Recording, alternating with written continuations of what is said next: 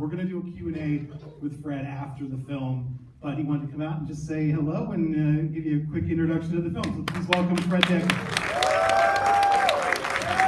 Hey! Oh, that's very sweet. Thank you. Thank you, Chicago. Wow. It's a pretty great crowd for a late Thursday of a movie that came out in 1986. I don't know what to say. This is my first movie. I have mixed feelings about it. There's stuff I can't watch. So when you see me fleeing the theater, that's what that means. And then there's other stuff that I really believe that youth is fearless. And I was 26 when I made this movie. And I did shit that was like, what? I said, here, okay, we're gonna put Tom Atkins on the dolly, and then I want the cameraman, I want to spin the dolly around, and the camera's going with him. And the crew all looked at me like I was nuts. And I said, no, we're gonna do it again, but on a tighter lens. But I was very specific about what I wanted. And so there's moments in the movie like that, which is towards the end of the movie. There's some other stuff, little moments in the movie that I'm very pleased with because they're kind of bold. And I think people respond to bold filmmaking. I don't know what else to say. Were there any Stranger Things fans here? Watch the credits. Watch the credits. I should mention, I almost forgot, on Saturday, just before the screening of The Monster Squad, yeah, there you go, we are giving you, Fred, the first ever Groovy as Hell Award. Bruce Campbell's going to be here. It's sort of the big horror lifetime achievement award. But we're going to give you our first one, so please come out for that. Because I'm sure Bruce Campbell's introduction will be the most phenomenal. Worth the price of admission. Exactly. Anyway, anything else? No. Again, this movie was trial by fire for me, and it's found its audience. It only took 20 years. But you know what? Better late than never. I hope you like it. Turn off your cell phones.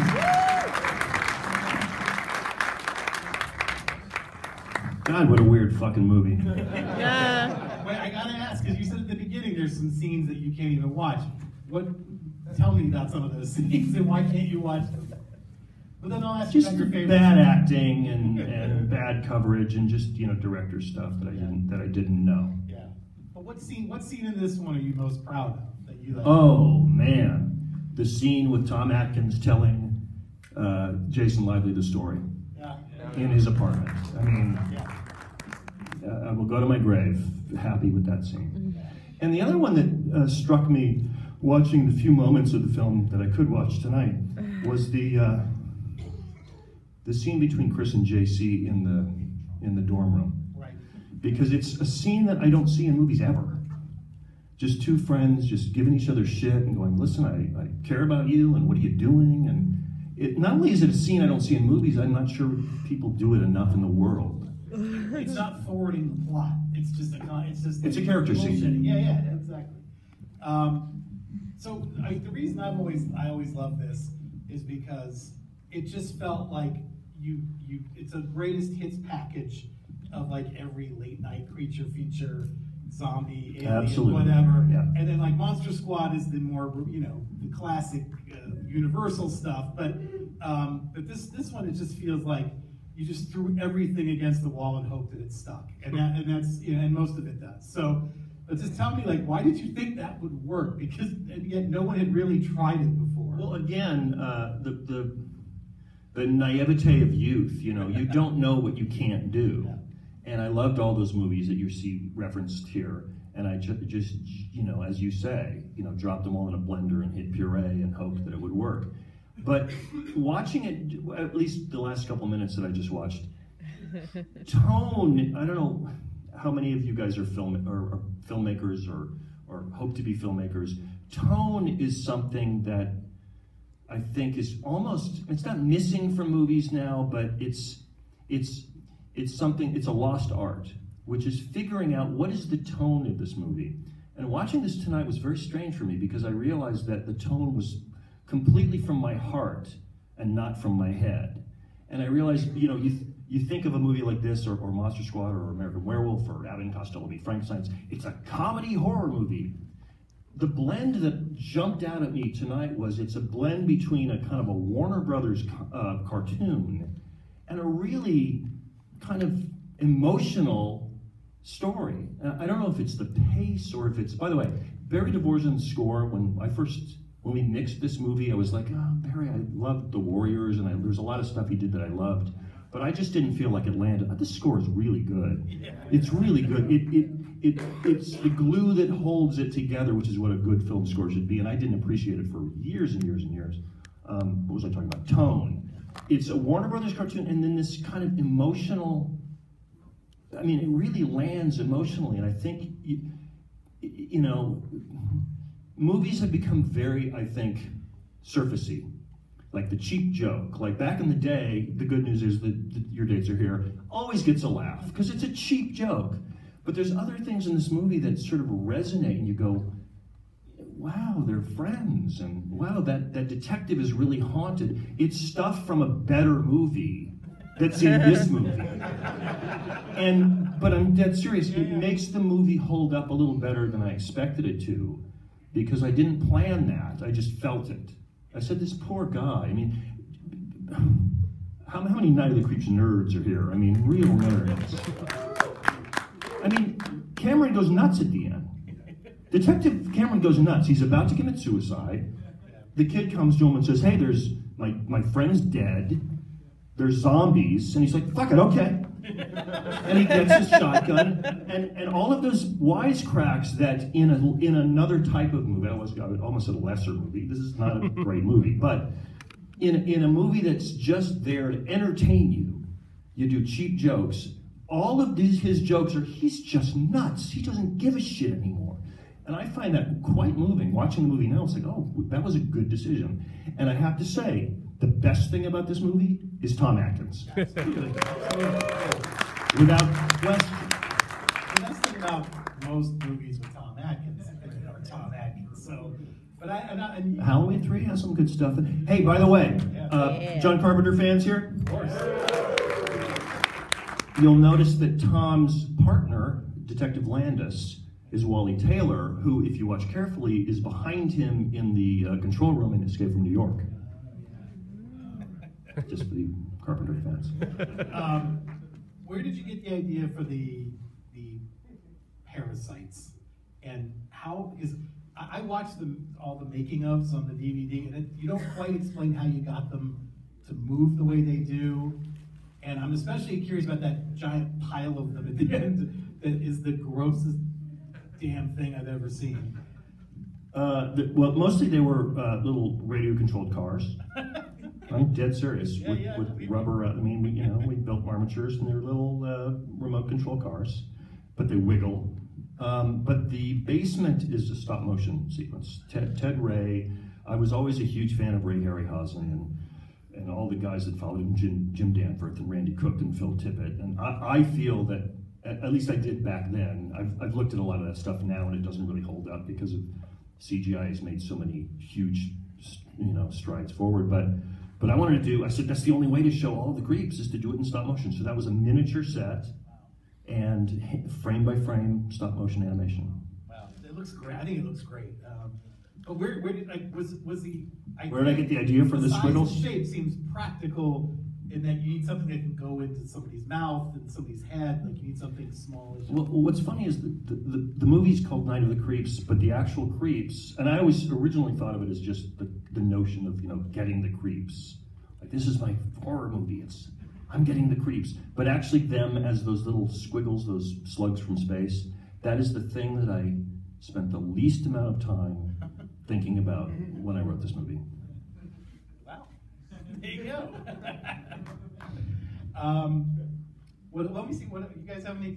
There were some nerds out here. Let's get some questions. I guess in the front. I just had a comment. I just wanted to say, like, I'm a nerd. I'm a film nerd, and I love horror movies. But like, I've heard of this film.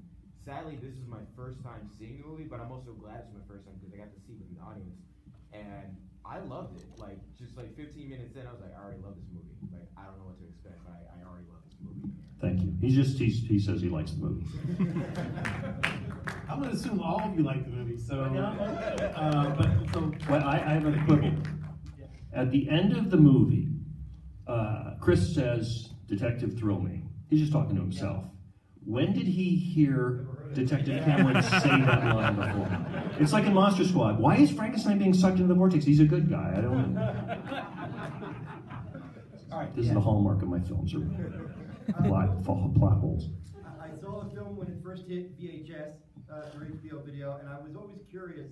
In 1915. Why, could you give a little insight? I don't think it ever opened theatrically in Philadelphia, where I'm from, and so for me it was a VHS discovery, and I think for a lot of the generation, that was like part of the beauty of the film, is that it was a discovery, it was like a hidden treasure. And can you talk about the theatrical release and maybe how you feel that now that it's become a cult favorite? At some point, I pissed off the studio executive because I showed, first of all, how many here was this ending new to you? Has everybody seen this ending? Because this is not the theatrical ending. This is what we call the director's cut. Because this was the ending that I scripted. I thought, how cool would it be if at the end of the film, creeps go into the cemetery and presumably are going to raise hundreds of dead, and then this big searchlight comes on, and there's the spaceship from the beginning of the movie. That felt very poetic and kind of had thematic circularity to me. But when I showed it to the studio, they hated it because the effect wasn't finished. There's light stands in that shot. And well, we haven't finished the effect. How come you can see a guy over there holding up? I said, because the effect's not finished, but use your imagination. And they couldn't. They said, you know what? We need a cheap scare. We need that Carrie, Friday the 13th. Back in the 80s, folks, every horror movie had to have a cheap scare at the end. And so the theatrical version of this movie has a cheap scare where the dog comes up to, zombie dog comes up to Cynthia and shoots a creep out at her, which to me defeats the whole movie. It's like, why did they just spend 90 minutes trying to defeat these things when at the end they lose? Hated it. So I wrote a very terse note to the head of the studio. And the theatrical release was not what I had hoped it would be, and I suspect there was a connection. It was sort of a regional release, right? Wasn't that kind of the... Yeah, but it's huge in Germany. Huge. Anyone else? Wait, I just can't see to the back there. Okay, I'll go here with it. Okay, yeah, you first. So, I love the fact how there's the Go Monster Squad scene in the bathroom. You can see that little sneak peek there. Go Monster Squad, Go yeah. Monster Squad. So, was the scientist calling Rudy from the Monster Squad? Because it's Rudy that he says to get the Oh. right. Was that Rudy? Or am I just... Well, but that would have happened a year earlier, Yeah. and Rudy is 12. Rudy, 12-year-old boy that I happen to know. No, I know. No, what he's referring to is that there's graffiti in the bathroom when JC dies. It says "Go Monster Squad." That was because I had made the deal to make Monster Squad while I was still finishing this movie. So it was a little bit of a Marvel post-credits link, yeah. I was hot for 5 minutes, and that's the kind of stuff you can do. Okay. Was Tom Atkins your first choice, and if not, what other actors were you considering for the... That's a great question. I love that question. Because I wrote the guy and didn't have any actor in mind. And I thought of Hal Holbrook because I loved him from Capricorn 1. And I thought, and Clu Gulager came in, and Clu was great. He's a wonderful actor, and we all love him. But it's this thing when you write a part, and the actor's job is to come in and bring life to it. So Atkins comes in, and I loved Escape from New York. I loved Halloween 3. I loved a lot of the Fog. I loved the stuff he did, but I didn't think of him as the horror icon. Let's get horror icon Tom Atkins. I just wanted a good actor, and he came in, and he read the part, and Eileen Starver and I, the casting director, sat there, and we, thank you, Tom, very much, and he left, and I went, that's the guy.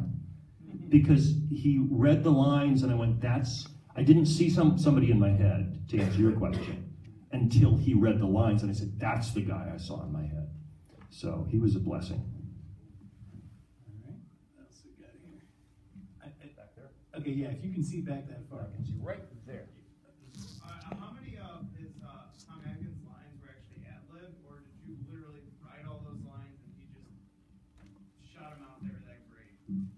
Wrote them all. And one of them doesn't even make sense, which is Miller Time. However, I don't know if you noticed the frat boy with the mustache. That's David Miller, who created the makeup for Freddy Krueger and created the makeup effects for this movie. And also, if you guys are effects nerds, KNB, okay, Kurtzman and Howard Berger are in the movie, because at the time we made it, we said, okay, we got all of these young 20-something effects guys who are geniuses. Now, do we cast a bunch of frat boys and put makeup effects on them, or do we just use the guys who were doing the makeup effects? So it was, we saved money that way too. I had assumed this Miller Time was referring to Dick Miller. It referred actually to David Miller because it's a David Miller effect. But yeah, no, Miller Time is when you're done, and he wasn't halfway done, he was still killing him. That's right. But it doesn't matter because it's Atkins, you can get away with anything. Over here. I know that there's a very deliberate, like, blue and magenta color palette that you use in a lot of the scenes. Was there a reason for that, or did you just think it looked cool? I think it looked cool. All right. Similar question. Towards the end there was a shot of the house on fire in the background and a really nice flower in the foreground. Was there a reason for that, or was it just... If you watched the movie, you would have seen Detective Cameron smell that flower as he was walking up the front walk of the sorority when he first arrived. All right. I had to explain that to my wife too. She was like, why is there a shot of a flower? Because never mind. Can you tell us if you wrote a part for Tom Atkins in Predator? I believe it's the Predator. Let's get it right. No. But I am writing a part for him in the other script I'm writing that I hope to be the next film I direct. I've always heard you, when people ask you if you'd ever do a sequel, you always say you would only do it if Tom Atkins was in it, which would be impossible since, well, almost impossible since you... but you also... Or would it? Or let's say, it's science fiction, you can bring back whoever you want, so... I was really hot on doing a CREEPS sequel about 4 or 5 years ago. But I got other fish to fry right now. Well, let's talk about the, because when did you realize, I think Scott alluded to it before, that when did you realize that it had this following, that it caught on again, and that it had this sort of weird underground fan base? This and Monster Squad both had this sort of rumblings, and a lot of that was tied to the screenings you did at the Draft House down in Austin, but that was sort of the result of people just wanting to see it on a big screen again. Yeah. I think our romance with cinema, those of us who love movies, our romance with cinema is like any romance, very personal. And I think that you find that some of the movies that you fall in love with, you happen to be sitting in a theater with, 300 people or however many. But a lot of them are late at night when you're maybe had a bad day and you discover, I love what you said about, discovering it on VHS. And I think that that's sometimes very impactful because it surprises you. And that's what happened, I think, with this movie. I don't know if it had been marketed better or released in more theaters if it would have done any better. It's a peculiar movie. It just is. And, it takes some, you have to sort of taste it and go, well, I don't know if I like the taste of this. And, well, maybe I do. And then you see it again and you see it again. And that's what we have with cable and Netflix now, and when you can just take your time and go, do I like this? And so in a way it's actually quite heartening for me that the people who like the movie really like it, as opposed to a lot of movies that come out and people go, that was awesome, and then they forget about it 2 weeks later. Of course, I would have made a lot more movies if this had been successful. We got time for a couple more. Okay, it's just hard to see. But yeah, go ahead. Whoever you're That guy. That guy. Okay. During the start of this whole project, the conceptualization, sorry, I'm losing my speech here. Was there any intent to make the zombies more flesh-eating themed at any point, other than the slug theme? No. Look, can I get on a soapbox? Can I get on an invisible soapbox? The notion of the zombie apocalypse, the flesh-eating zombies, who then pass on that disease, was invented by George A. Romero. The Walking Dead is a ripoff. Shaun of the Dead is a ripoff. Zombieland is a ripoff. Anything that doesn't have his name on it is a ripoff of what he did due to some ridiculous copyright thing. Thank you, please. But here's now I have to eat crow. I actually ripped him off too. But it wasn't about eating flesh. It was about transferring the space slug, and that was actually stolen from Alien. The movie's a total ripoff. But I ripped off everything, so you can't not, including Animal House, by the way. Huge John Landis influence on this movie. There's a character named Landis, right? That's okay. Yeah. All right. Who's got a good last one? Okay, there. So did James Gunn get a hold of you at all when he made Slither? Oh. He's paying homage, not ripping off. I mean, we're talking. James and I have talked about it, and I consider him a friend, although we've only spent moments together. Yeah, we talked about that. Did you know there was a TV show in the 70s called The Monster Squad? Yeah. I didn't. And I wrote a movie with the same title, and nobody knew. So when James says he didn't see the movie, I believe him. So we put that to rest. I hope you guys can all come out Saturday for the Big Monster Squad screening. Fred, thank you so much for sticking around and talking to us. We'll do it again on Saturday.